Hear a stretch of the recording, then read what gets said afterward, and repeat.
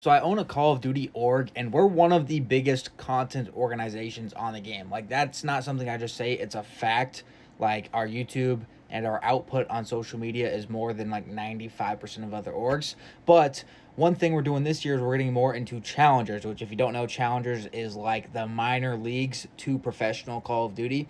And I knew this before going into it, but it is just like the Wild West out here. You can have a team and then 5 hours later have a completely different team. People just switch rosters because there's no contracts or anything, and nobody's going to sign a contract even if you try to get people contracted. It is literally the Wild West when it comes to challengers. But also, these kids in challengers have the biggest egos ever. Like, they have 2,000 followers on Twitter and they think they are hot stuff, maybe a couple $100 in earnings, and it makes no sense to me because most of them do hardly any streaming or any social posts to try and grow their brand at all. So even if they do make it to the league, I don't think a lot of these kids understand, if they do make it to the league, your window of being in the league is usually a couple years. Like, there's only a few guys that are in the league consistently year in and year out. So while you're grinding challengers, you should be posting on social media, trying to build your brand, because then you can have the opportunity to become the next Shotzi. Shotzi still streams after scrims every single day because Shotzi knows how important it is to grow his personal brand. And as a business owner and org owner here, I kind of look at people